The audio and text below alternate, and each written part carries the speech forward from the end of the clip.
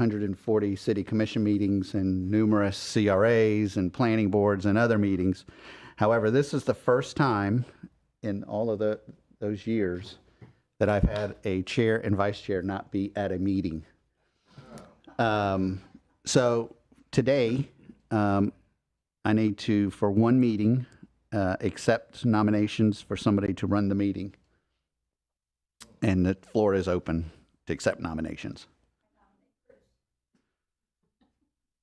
I'll second that. There's a motion and a second. Any other nominations? All those in favor, please say aye. Aye. Go, Chris. Mr. Bowler, you have the calm. I thought we were friends. All right. Well, welcome to the Wednesday, March 19th Economic Development Advisory Board meeting. We will take a call to order. So, you want to start on the other side? Or do you want me to go down the list? All right. Okay, roll call.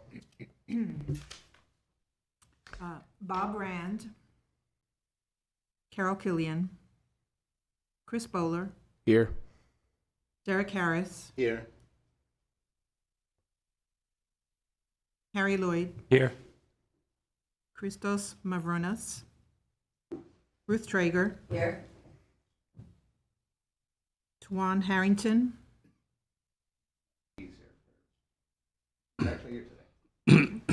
Brad Harris, Nancy Kiefer, Here. Keith Norden, Here. Lou Paris. Present. Thank you. All right. Fantastic. We'll move on to item number 3, approval of the minutes of the February 19th. I will open it up for any comments.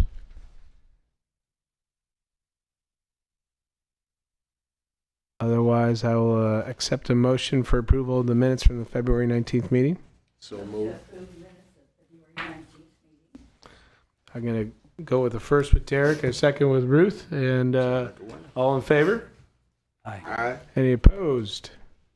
So moves. All right. Next item on the agenda is item number 4, and our reports. So I was going to turn it over to Lou for the Volusia County Economic Development Report. Yes, good morning. So we have quite a few things in the pipeline that I'm not quite ready to kind of put out there, but we're hopefully next meeting I'll have a lot more to share.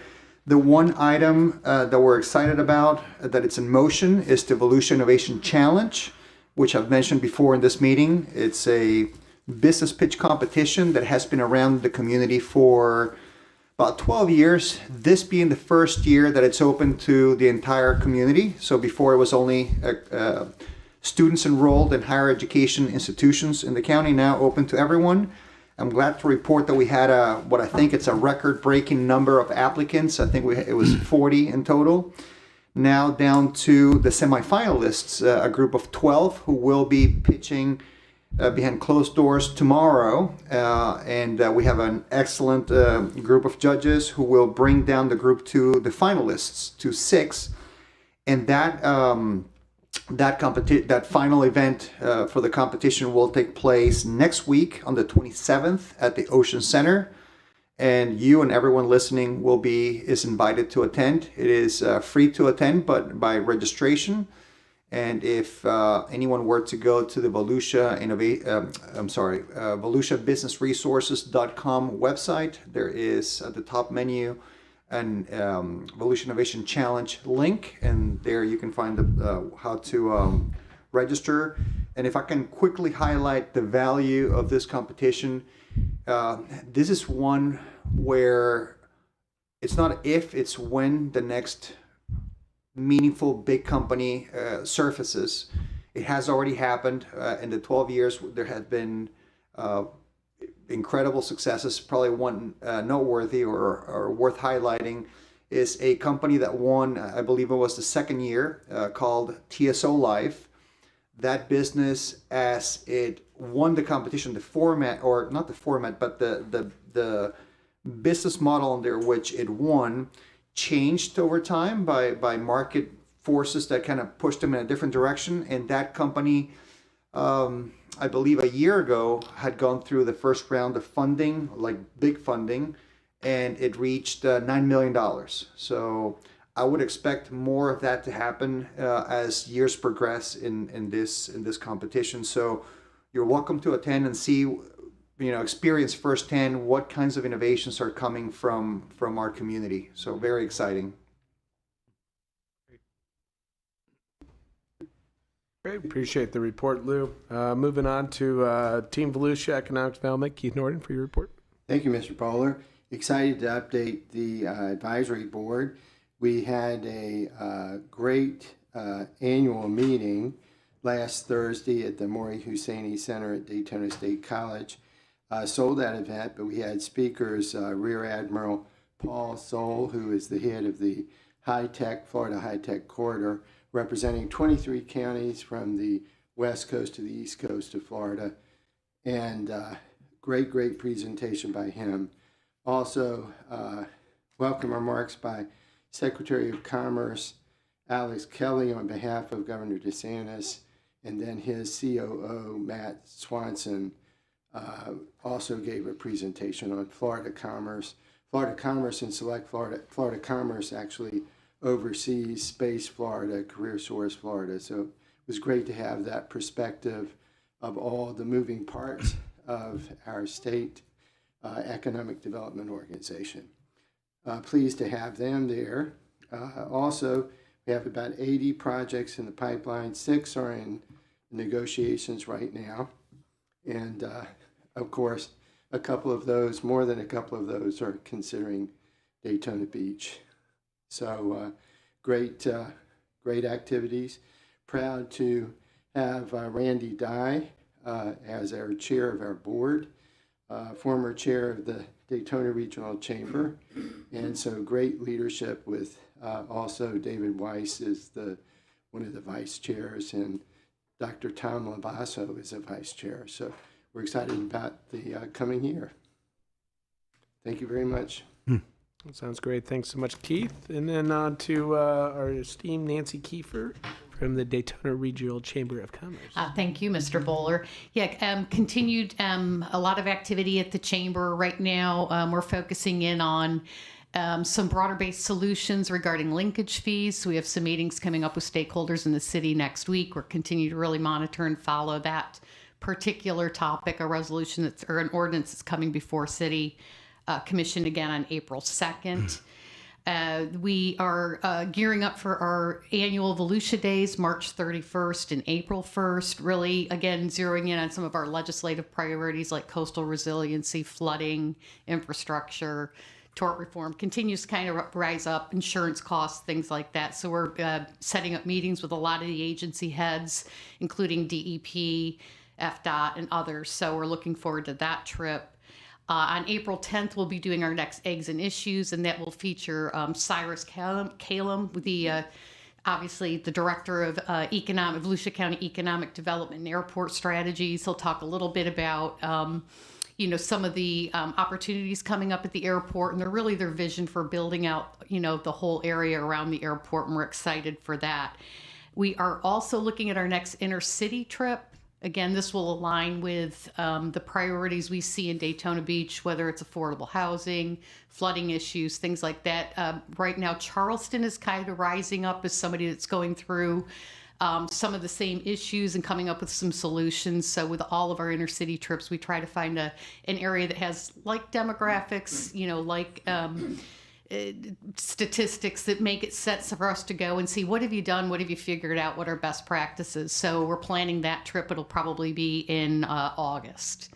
So we have seen an increase in some development projects coming into our Cornerstone Committee to be vetted, look a little bit more about some of the things that are going right on here in Daytona Beach and some in the nearby communities as well. So busy as usual at the chamber, and look forward to what lies ahead. Thank you very much, Miss Nancy. And then on to our esteemed leader, Jeff. Thank you, Mr. Chairman. As you've seen in the CO report, from February 1st to 28th, we had 130 new permitted units with a value construction of $34 million. So that means potentially we could have had about 280 persons moved to the city during the month of February. We'll see how that goes. It's a little bit trending down a little bit right there, and that just could be because of construction projects finishing up and in the past, and now we're getting back to, I'll call a more normal flow of things. You see the projects reviewed by our TRT that came in for staff initial conversations. Again, remember, this is just the first step. Some of these projects will see their way all the way through completion. Some of them will start and then stop, and then others will not even proceed past this point. So always keep that in mind as they work through the process. Bike Week has come and went. Our staff did over 50 permits for itinerant vendors during the event in both Main Street and the Midtown Bike Week area. We were out there every day at some point in time, and some days, Rose was out there quite a bit all days, making sure that people were permitted, and working with our fire marshal to make sure that the cooking event or cooking locations were separated per fire code. And it's always a challenge sometimes to make that happen and get those rules enforced. But we did. We had a pretty successful one as well. And that's all that I have to report. One point, on the number of units this month, I think it's interesting that multifamily units, if you divide the 9,000,004 by the 84, it's about $112,000 a unit. And if you go over to single family, do the same thing, it's $440,000 a unit. And you talk about affordable housing, and you have a value of construction of $440,000. That's a lot of money and that doesn't include profit and I guess would be an average, Jeff, huh? Correct. The single family was kind of unique this particular month. I want to say there was a $2 million house on the high end, and I can't remember now what the number was on the low end. But generally, a lot of those were in the past. You would see a lot of latitudes at Margaritaville. Yeah, and so you would look at the numbers, and it would be a much more smaller number. This month, I was really noticing the variant. Yeah. And part of that's because they're almost finished up out at Margaritaville. Right. And so it was an interesting range. I don't want to say disparity, but an interesting range in single family homes this past month. The multifamily is apartments or townhouses or Yeah, it is. anything that's not single family? Correct. Okay. Just an observation, that's all. And/or duplex. Indoor duplex. So duplexes are also considered into the single family number. However, it's considered 2 units. Mm-hmm. The multifamily is anything above a duplex. I got you. Okay, thank I you. have a question. Compared last year to this year, when it comes down to Bike Week, which did better? As you may have seen in the paper, that is one of the things we're looking at right now. But the platform that we use showed some disparity. Looking when I ran a report for last year, I would say this, and Nancy can also speak to it. I think it was in some cases it was a little bit down, just because of the economy. And Nancy can talk some more about this, and I'm not going to steal her thunder, but she knows just as well as what I do, based upon the information that I can ascertain off our platform that we use, where their visitors are coming from. And so I think when you look at the economy and some folks in some areas that are dealing with recovery from last year's hurricanes, there was a slight, I'll call it decrease. Okay. And it was also something that I noticed in the Midtown area that now you all were handling a lot of the work that I remember they had Second Avenue Merchants Association. They were doing it at one time. So what happened? Why did they do the shift? If memory serves me, because that's before Rose came on with me, but I believe that Ms. Turner had suggested that she wanted to step away from that. Okay. And so, as opposed to just not doing anything, the city took it on this year, and we will continue on that next year. There's some things that we learned that we need to change, and so we're in the process of changing those for even upcoming in Biketoberfest, but definitely for next year at Bike Week. There's going to be some, I won't say changes that you may see or that anybody outside of staff would see, but on an internal, how we do things is going to be changing. And then the other thing is it just limited to those areas? The reason being is there were quite a number of businesses on Orange Avenue that wanted to start doing things like that. If they wanted to do, start making it like that, would they have to go to a master plan meeting or something like that? How would that take place?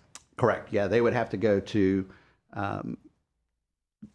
the task forces, both the Bike Week and the Biketoberfest, and ask to be included. That recommendation, if they so approve it, it would then have to go to the city commission for approval to change the master plan. Okay, and when will they need to go through those meetings? Do you know, roundabout? I know you probably wouldn't have the exact. I don't know the exact time. We'd have to coordinate with the chamber because they run technically they run the Bike Week, Okay. and the Convention and Visitors Bureau run the Biketoberfest. Okay, thank you. I have a question too on the number of permitted uses that we were talking about here. Yes, Is it 130 or is it 140? it should be 140. Sorry. Yeah, Jeff, I'll just make a few additional comments about the Bike Week questions. Historically, the year before a major year, we tend to see a little bit softer attendance. I think we all have to realize the demographics of Bike Week are changing, and we have to change along with those demographics. If we can't continue to do the same thing year after year after year and think that we're going to continue to see numbers rise. Bike Week is well beyond the limits of Daytona Beach, as we all know. It's all throughout Volusia County and beyond into Seminole County down to Cocoa Beach.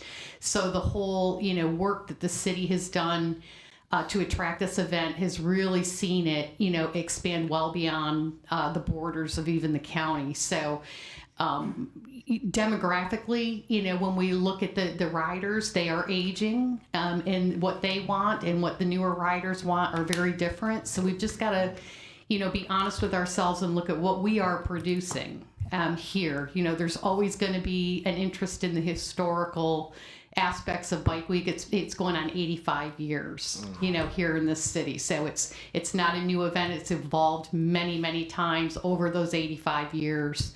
I know Mr. Bowler can probably comment from a retail perspective. We've heard a big mixed bag of who was successful, who was not, who saw increases, who saw decreases. The way people are staying has changed dramatically.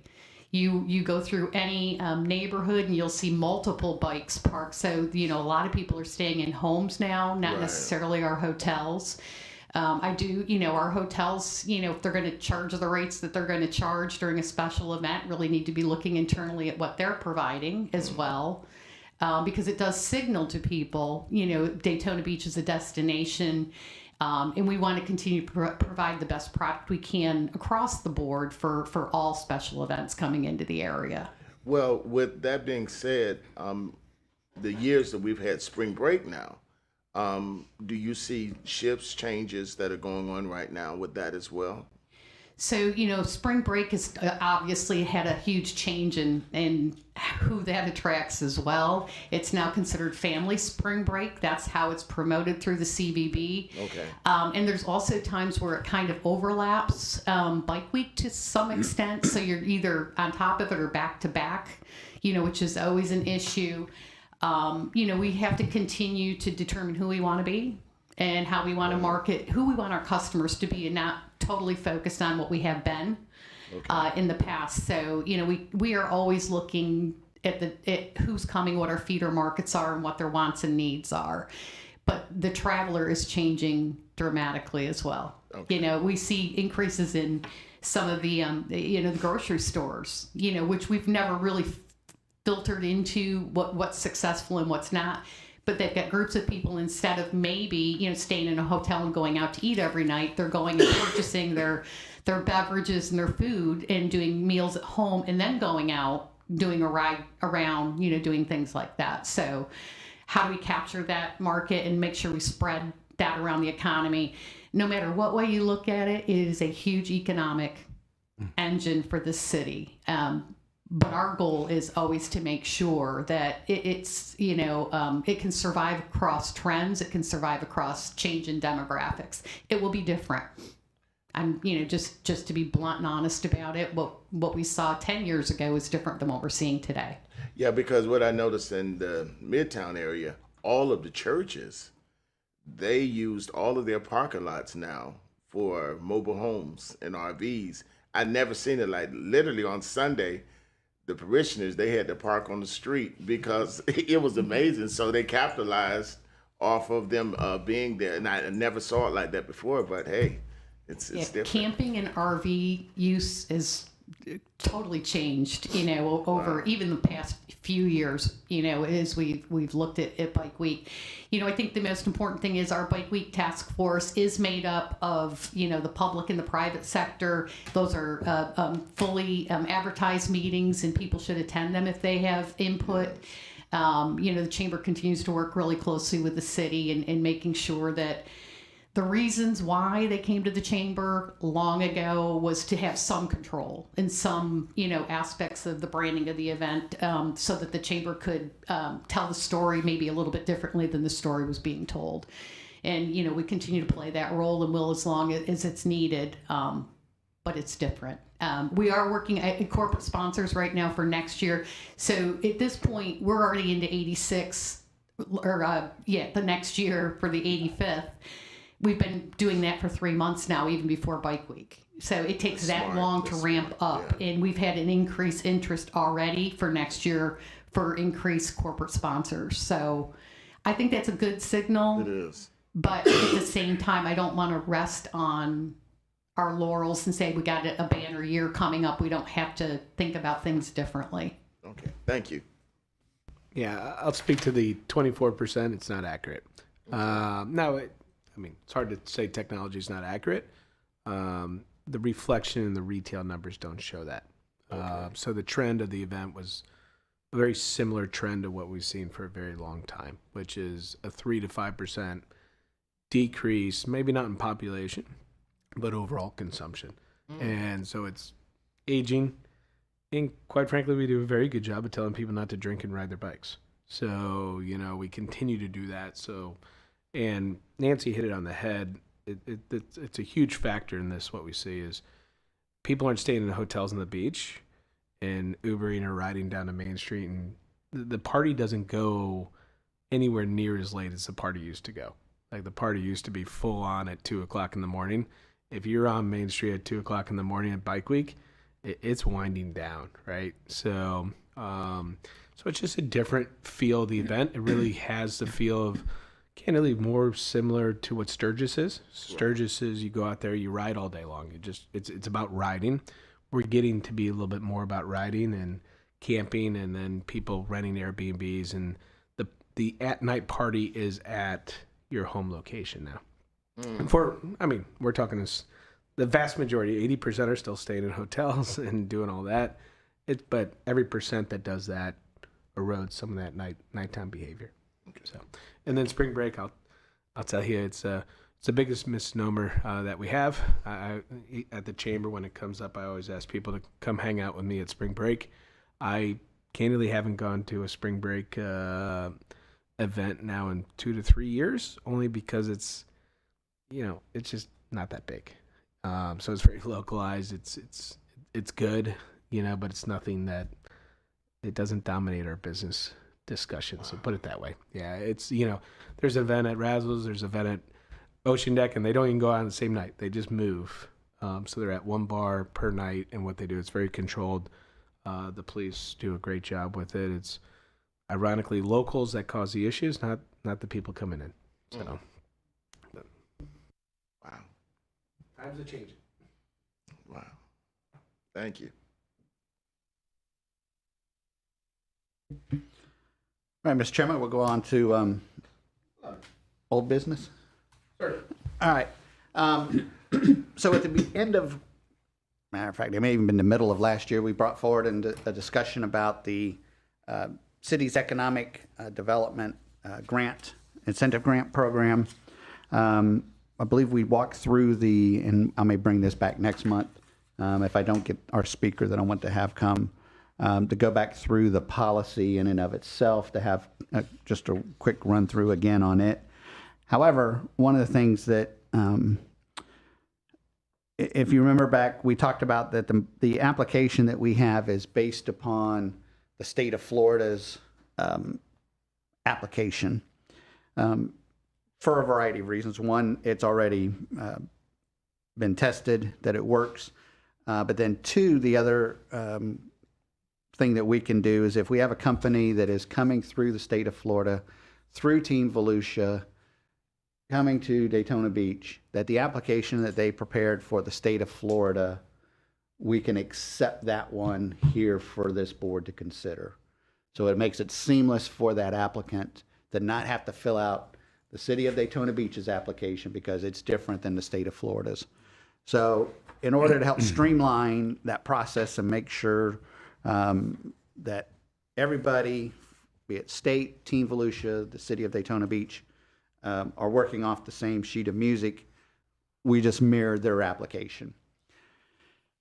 However, when looking at this application, you'll notice they ask a lot of technical questions, and our policy allows for businesses as small as 10 employees to actually partake in the program.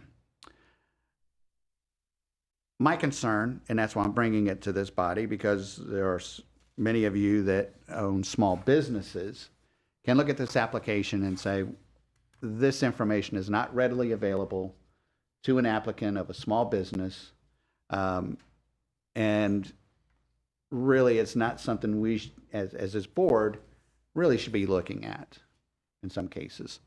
So I just want to kind of walk through this application, and as local business owners can tell me, that's not a question that they're going to have information readily available, and quite honestly, it's going to take them a lot of work to get that answer. So if we can just walk through it, and we can then have a discussion about the things maybe we need to take out of this to make it easy for our local hometown or a small business that's wanting to relocate, that doesn't reach the threshold to be run through the state of Florida or even Team Volusia, but just come to us directly. How can we best serve those clients? So section 1 obviously is their signature, so that needs to stay. Probably we get to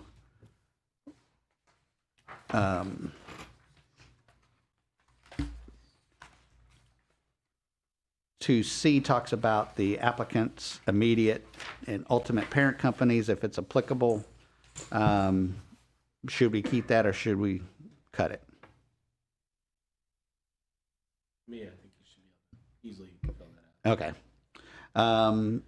The next one, obviously, is the principals or executive officer. That probably should stay. The FEIN, sales tax last day of the, that's pretty simple. HI, okay. 3, B, C, D. Okay, so 3E.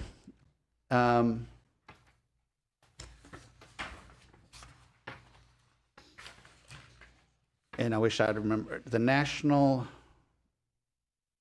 It's the next card. It's a 6-digit. Yeah, but I'm trying to think of what its NAICS stands for. Like when you Google it? It's industry classification. Yes. I don't know what every single letter. Yes. Yeah, That's what it is. Every each industry has its own code. 6-digit. Correct. Now, 6-digit breaks it down.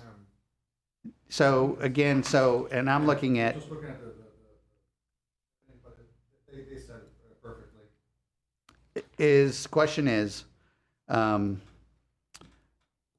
readily available, and two, how many different one of these? Because I'm thinking if we're having, this is available to say those between 10 and 40 people, employees, are you really going to have that very much variance in your codes? Not much variety. Yeah. So it was the first thing I crossed off because when I did the next, I just look it up online and Google, and you kind of guess what you think your project is. There's a bunch of codes, right? Yes. And so you guess, and I don't think anyone looks at it at the city, so kind of one of those things that it's like, is it harmful to have? If you can't Google and figure out that you're in distribution or you're in, retail, I don't think it's terrible to have on there, and probably every application is going to be 100%. I don't think it's. Could it just be a statement? I mean, can you, as the business, couldn't it just make a statement? This is Yeah. basically, Yep, we Instead can of adjust getting- that. instead of getting into the math so much, trying to streamline it, make it easier. Make it a statement. Yes, we can do that. There will be times when they have that, though. So if they're doing they have to have it for a state application. So That's what I was just about to say. Yeah, but Keith, if I'm not, I mean, if you're talking about the smaller yes, company, that will be Greek to them. So that's correct. So you're probably right. And if it's needed in the future, I know it's not mandatory if you're going to work on a project to know what the next code is. Okay, as opposed to. If I can offer a thought, I agree with what Keith said. If I were to see that NAICS code, it would just be the pain of having to go online and look it up, but it's perfectly doable. The part that I would maybe scratch my head a little bit would be the last column, the average annualized wage, because I can interpret that maybe a couple of different ways. And I can see that, especially if someone is involved, in fact, in more than one type of activity, breaking that down and wanting to be as accurate as possible would probably require a little bit of effort to do. Especially, I would say that would be more challenging for bigger companies. Just a thought. I don't know, and I'm not sure what value it brings to the form itself. So Yeah, that was what I was going to ask. What is that needed for? What's the purpose of it? So I think from the state's perspective and also our perspective is we, and also mine personally as well. So when we start talking about average wages of a company coming, so we'll just say we have Acme coming, and they're bringing 100 jobs, and the average wage is going to be $120,000. Okay. When we have to be careful that we're not bringing in, and I'm going to throw some wild variants here, your factory workers or those that are manufacturing jobs are going to be at $30,000 a year. However, your CEO, who's also coming along with it, is at $12 million. And I don't know if those average out or not. but they would be in the same industry, wouldn't they? the CEO and the worker, because they're after all, they're part of the, imagine that the company does only one thing. Would you put the CEO under a different code? Probably not. I don't know. I have to go back in and look at the NICS codes. But I think and that's why I didn't like this column or this chart when it was in for the smaller groups, just because of this very nature. So when we talk about 10 people, minimum, up to probably about 50, because once you get 50, then you're going to start having some other activities come on, because you're going to be bringing on HR staff, you're going to be bringing in some other accounting people that are actually going to be on your staff, where, if I've got 10 people, you're more than likely right that it's all going to be one activity, because the guy or the lady that's the CEO, quote, CEO of the company is not really the CEO. They just happen to be the boss, and they're grinding it out every day, making signs or widgets or whatever the case may be. Exactly. So that's why, before I go tearing this, I won't say tearing it apart, but start removing things, that's why I wanted to get everybody's input here to take this out. You could. It sounds like what you're looking for is by job classification. So you could change application activities by job, level classification. So then you can have manager, you could have CEO, right? And it's going to take this much accounting work, right? So you could provide examples on this chart, online on kind of what you're looking for, which is, hey, I'm going to build a new plant. There's going to be this many hourly workers. There's going to be this much management staff. It's going to take 2 more accountants to do X. I think of B. Braun, right? Think of B. Braun, and how would you like that project laid out for you? Yeah, because I guess it would kind of be misleading if you just do average annualized wage, because just the example that he just gave, when you average it out, when you have people that's doing the implementation stage, it's so much less than those in management. So. Well, and if you look at the French company we just recruited, the wages are very different. The average wage is in the 70s, but then you've got the aerospace engineers, and so I think, like you say, job classification is what we're interested in, and what the average wage for those different job specifications. But this is the project function and the 100%. I think that would be really confusing for a business to complete. When you're talking about a 5-person or 10-person business. So the NAICS, of course, pertains to the business itself, what activity they're in. And based on what I've heard you say, I think you're more interested in the occupation, like Chris, like you hinted at.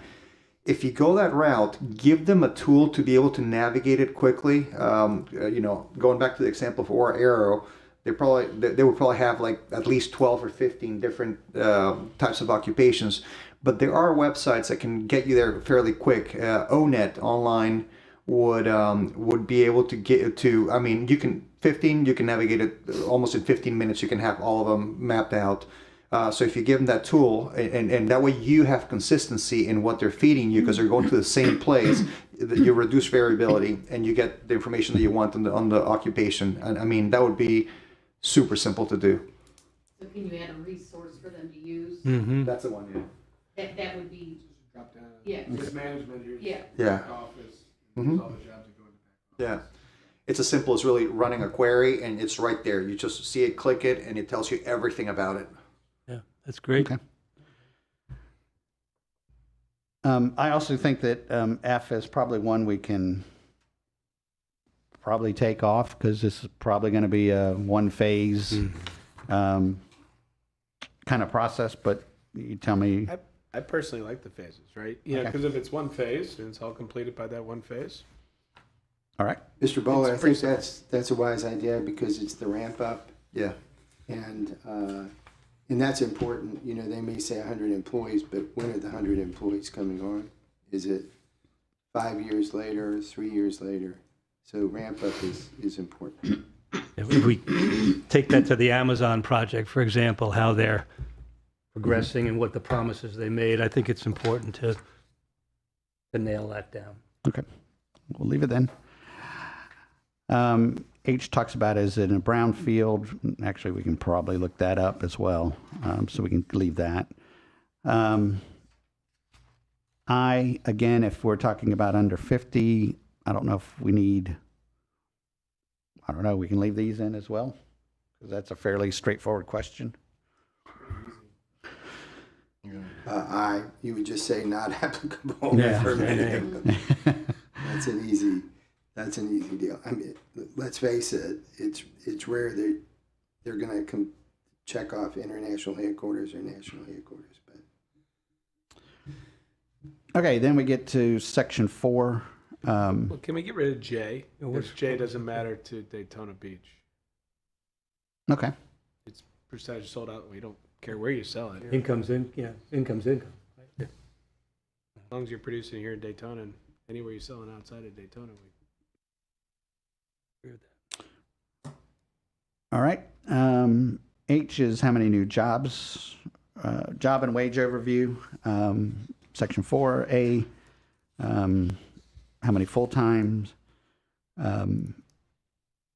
If you currently operate in Florida, that would have otherwise moved to another state or projected to be retained. Projected average wage again. obviously everything would need to change to Daytona Beach from Florida.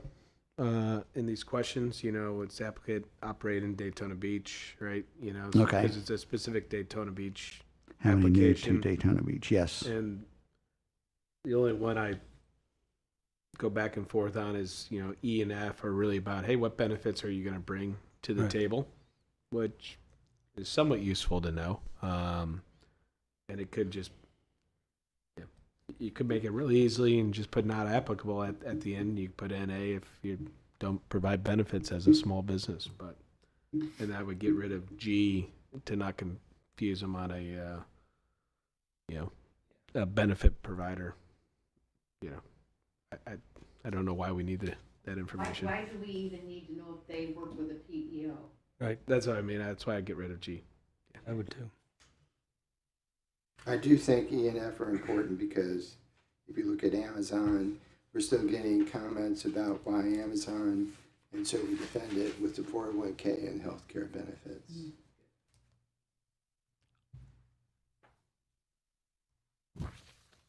So, board consensus, F stays on or no? Leaving an F? Yeah, Okay. leaving that, take out G.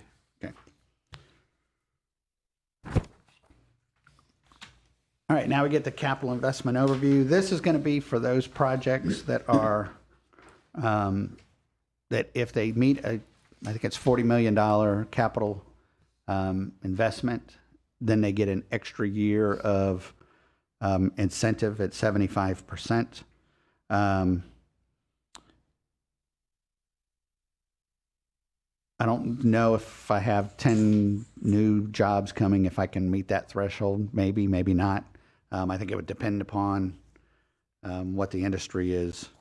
Because if we ever got a data farm here, I could probably meet this threshold pretty easy and have maybe about 15 people working.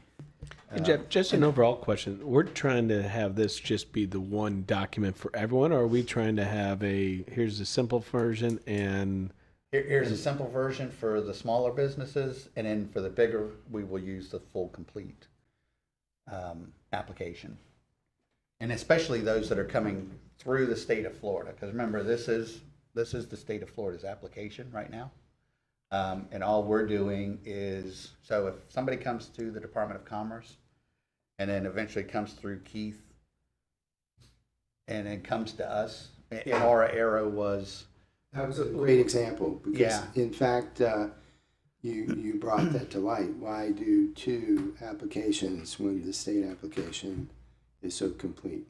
Yeah, so and that's what my exact thought was when we did this was, hey, why do we are trying to create our own document and make Aura Arrow go through this process with us when they've already been through the process with the state? Team Volusia's already looked at it. We can take the same document that far bigger minds than mine and has looked at and said, yes, this makes sense. And so now what I'm trying to do is because we do a pretty good job of working with Team Volusia and others, bringing some of our bigger, and activating this program for them. How do I make this attractive and available for our smaller businesses that don't have? So you're either going to submit the state one, we'll accept the state one, or this new document? Yes. One or the other. Okay. If you're a smaller entity. Be a big entity, you just may have the state of Florida, so you wouldn't apply to the state. If you're a homegrown business here at Embry-Riddle, the research park, and you want to expand, you're not bringing any new jobs into Florida, right? Some of the state incentives are statutory and do apply for expansions. Yeah, so then. So that, that's the exception, but they are applicable. Some of the grants do apply for existing businesses.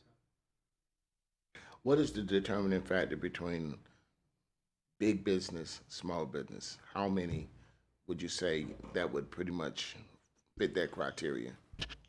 My suggestion, and you can tell me differently, would be between 10 and 50. If you're above 50 employees, you're going to the bigger, longer application process. If you're between 10 and 50, you at least have to have 10. Right. That we make this between the 10 and 50. Full-time? That's, Full-time equivalents. yeah, I would think so. FTEs. Yeah, I agree.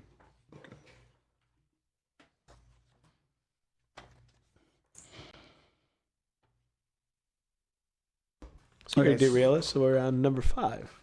Yes, so capital investment overview.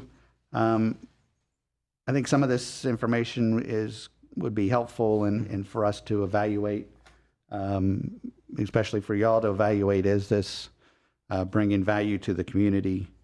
So I would suggest we leave in section 5, and they should have that information pretty readily available to them as well. I would hope. Yes. Yeah. So, as Chairman just pointed out, we'll go back through, because he does make a point for the small ones. We need to be looking at Daytona Beach as opposed to Florida. So we will make all those changes as well. 6 is the competitive landscape.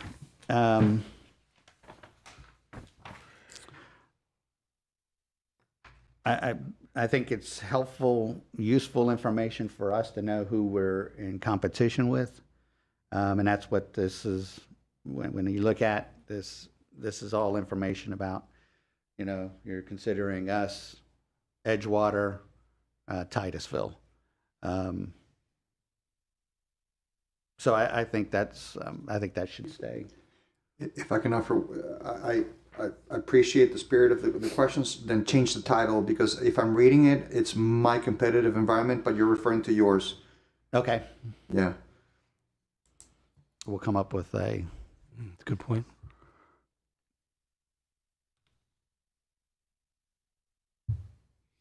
Different title. Okay. I mean, I always worry at the end of the day, it's tough questions for an applicant. If you're truly looking at 10 to 50 employees on this,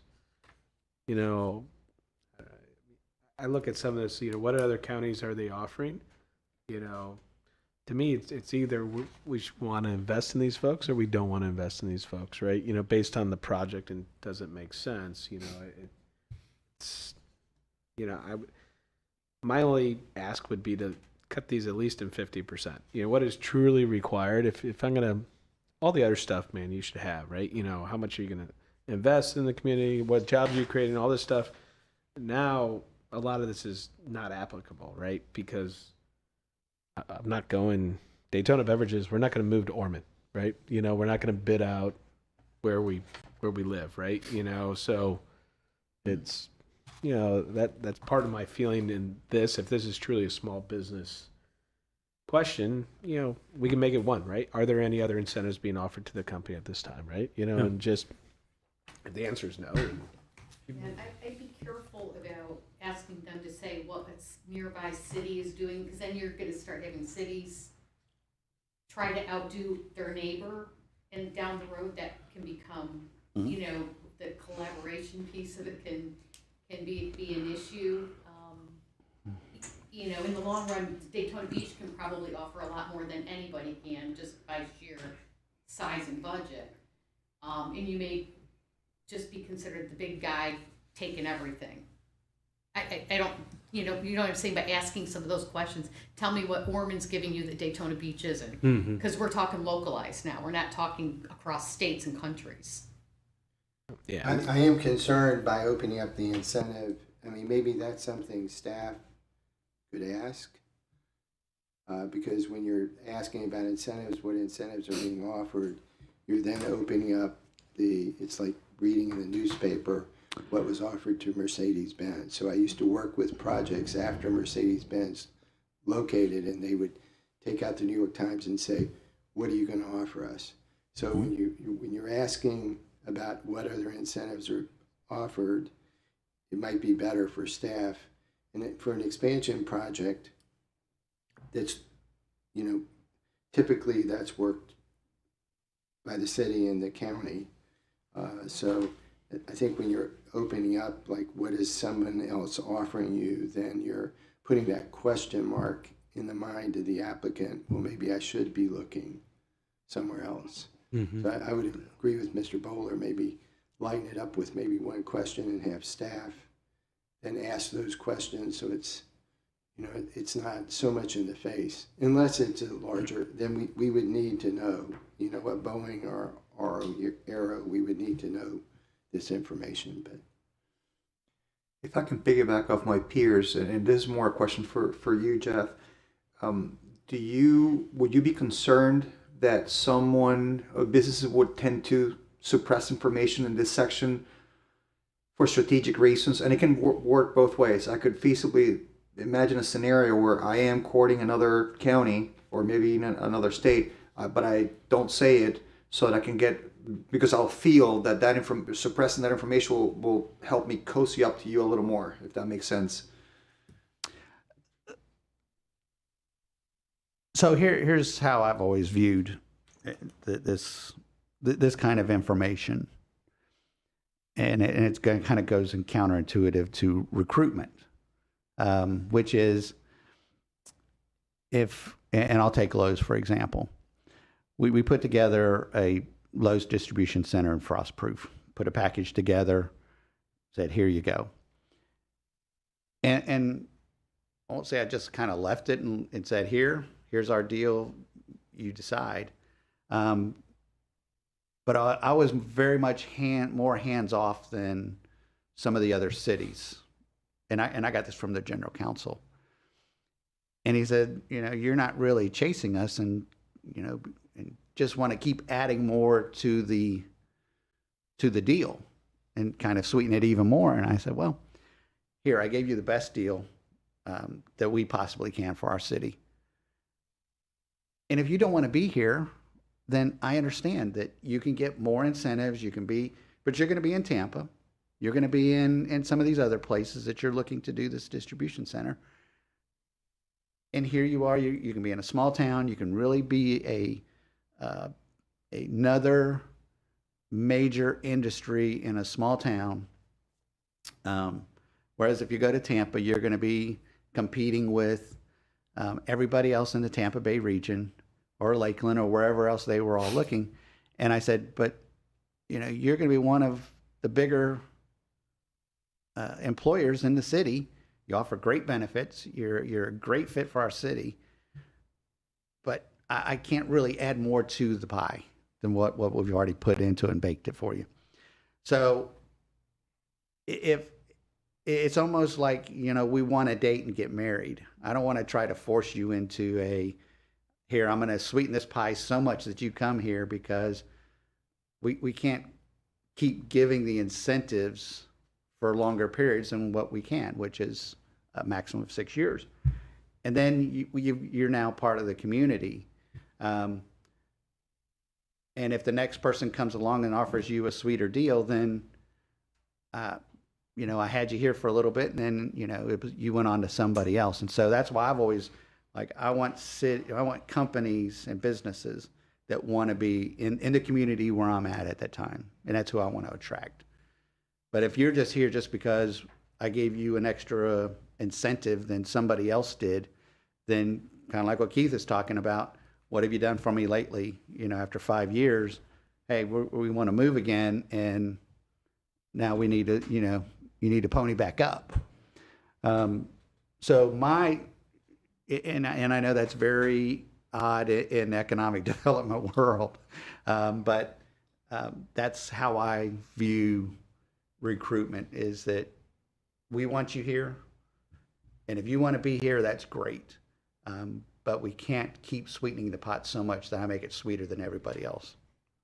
What if you, understanding now what you're looking for, rephrase the question to force them to prioritize what's driving them to come here, and one of those items on the list is incentives, and see how they rank them, and that way you have at least an idea of how critical it is for them to receive these things from you, as opposed to having to ask the battery of questions. Just an idea, I think. Yeah, so I think we're hopping, right? So when I look at 10 to 50, the small, the reason why I say, hey, get rid of this for the small, versus a Lowe's distribution center, I do actually think this page, as I go to an AO or one of those, is important, right? And I love your suggestion on, hey, here's the list of incentives we can provide.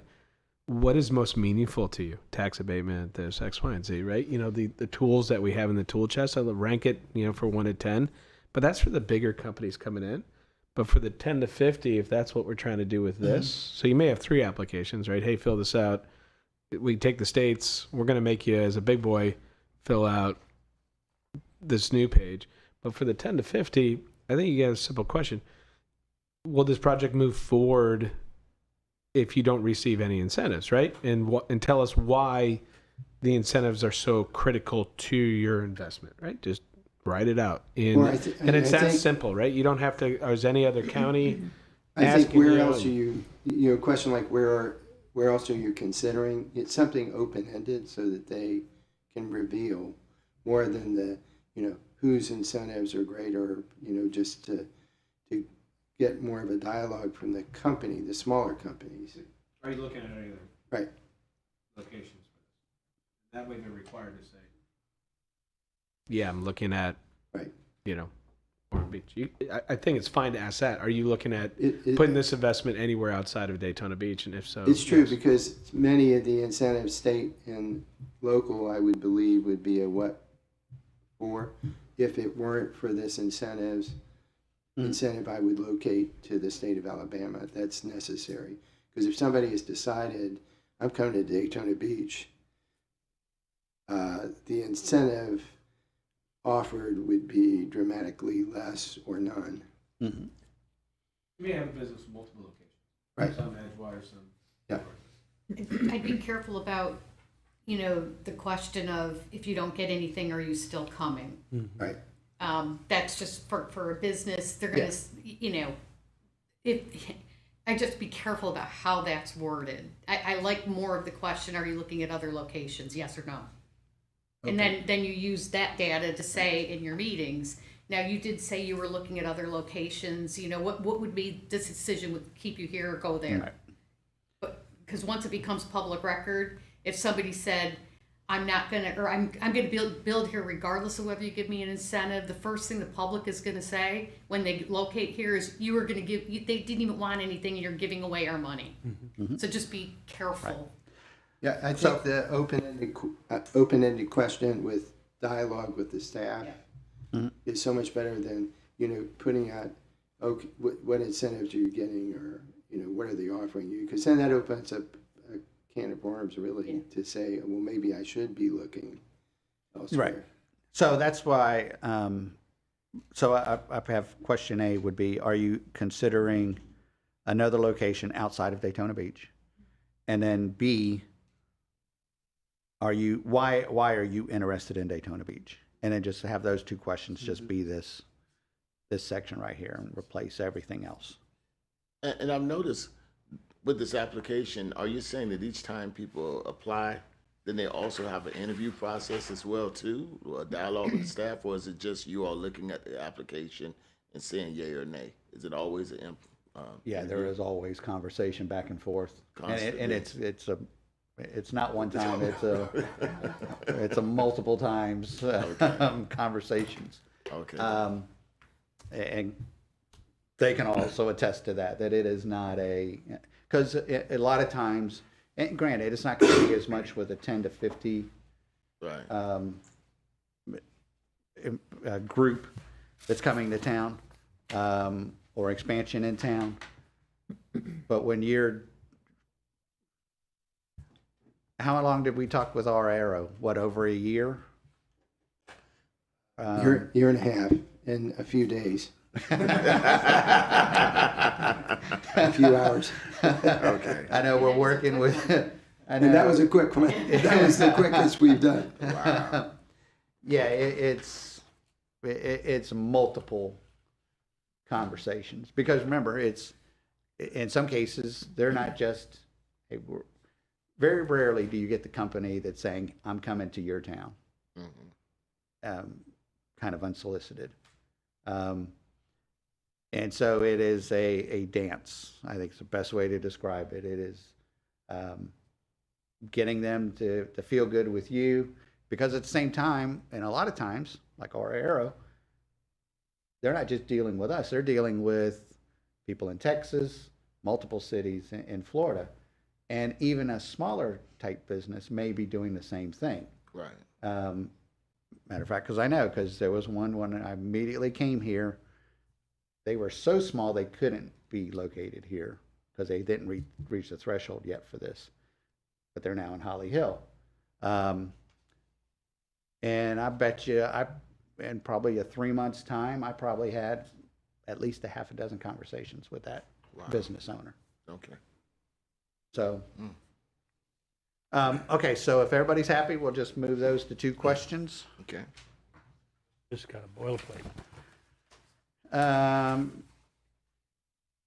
the rest of it, yeah, is just Yeah. making Information. sure you're legit. So I have one question. On this whole application, the applicant doesn't make a statement about what they're looking for.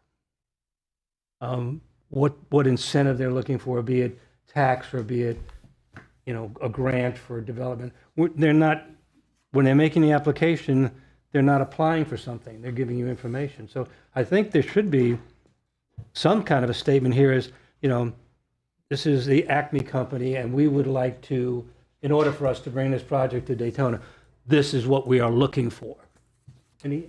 Because it's not in here. It's, and I'm sure there's other paperwork that you guys are seeing that isn't here, but there's nothing tying this to a specific incentive or a financial package. So no, remember, if you go back to our policy, the economic incentive grant that the city provides is a post-development Correct. grant that is predicated, the amount of that grant is predicated on the amount of property tax you pay to the city of Daytona Beach. Okay. So there's already a prescribed, how do I want to say it, payout, for lack of a better term, for those years, for the first 5 years. So the grant is already prescribed by our guidelines. Okay. And the only difference that we can do is if a business was to either create 100 jobs, which they're not going to be now in this application, they're going to be on the bigger one. So they got to produce at least 100 jobs and have a capital investment of $40 million, which is building everything but land. Mm-hmm. So, and then in that case, then we add an additional year of 75% grant. So it becomes a 6-year grant. But everybody else is already into if you need funding up front to make this project go, we got to get you in touch with somebody else that can provide some grant funding to do that. Okay. Our grant is, like I said, it's post-development, and then it is the grant based upon what you pay to the city of Daytona Beach itself. But shouldn't it somewhere be identified that that's what this is an application for? This is Yes, an for our- application. maybe for our small ones, yes, we can Yeah. do that. Yeah. Yes, we can include Just some language there. identify what we're doing. Okay. Yeah. Yeah, we can add that into the.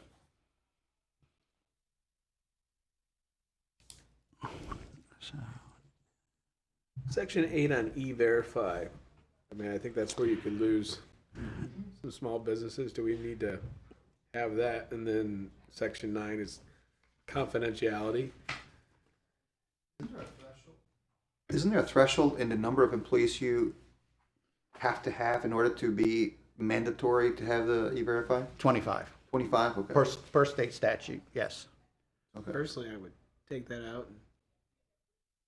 I've gone through the process. But It's a pain in the. Yeah, there's certain grants out there that require you to have E-Verify, which is ridiculous, and for some of the opportunities that are out there. So I would try to get away from that if we can get away from that. It's daunting, and it would, it's I just not need fair to, to I'd the- have to look and make sure that, your that city. there's no encumbrance upon the city to make sure that people, I don't think so. But I will double check, and if we don't need it from a legal perspective, we can cut it. Or you can change this up if it's 25, right? You could have the statement that is registry uses if it has, the actual, whatever the statute is, Correct. 25 or more full-time employees. Then, if you're required, then yeah, you got to show us. Okay. And then confidentiality, do we want to obligate ourselves to confidentiality as a city? Mm-hmm. We do. Okay. Perfect.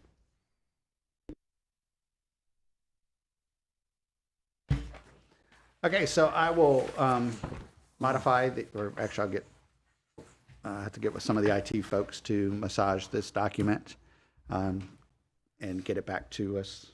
Great. Hopefully next meeting. If not, we'll get it on the May meeting. Mr. Chairman, that's all I have. Well, that was the longest old business I had. That was going to be quick. Nancy knows I like a quick meeting, and I feel like I failed. So, item number 6, new business. I have new business. All Sorry, right. Mr. Bowler. Go ahead. I wanted to applaud the city of Daytona Beach. When I drove down Beach Street, I saw a large crane by the new apartment development and the garage. It is spectacular to see that development on Beach Street. And then also, this is not new business, it's old business, but I brought everyone a 2024 annual report for Team Volusia where we're metriced, and I'll pass those out and then leave the others for the rest of the members. So thank you very much. Any other new business? Just a statement. I don't know if you all know that the country club at Pelican Bay has been sold to new owners, and they're a group coming in from New Jersey. They're going to reopen the restaurant, improve the golf course, and create some jobs there that are not there now. So it's a real, for us that live in Pelican Bay, it's a real wonderful event. But for the whole community, I think it's something that's going to grow and be a good event. So that just closed last month. So probably over the next few months, the restaurant will open and the grill will open. They made their application for a liquor license. So we're looking forward to them. We've welcomed them. And I hear they're going to be exclusive Daytona Beverages customers. That's what I understand. I understand. Get to work. Get to work. Yep. And then the fire station is using tilt-up walls. I mean, if you drive by that, Keith, it's coming up out of the ground. So that's exciting too. Just good stuff. Any other new business? Make a motion. Well, I got to go to item number 7. Item number 7, moving off a new business, public comment. Let's see, who we got? Okay, I'll move past to that. Our next scheduled meeting is April 16th at 8:30 a.m. So if you have any conflicts, if you can please let my esteemed leader over here know in advance, it would be great. And seeing nothing else, I will move to number 9. I make a motion, we adjourn. Hey, second. I got a Let's do second. it. All in favor? Thank you, everyone. Yeah, you worked us this week.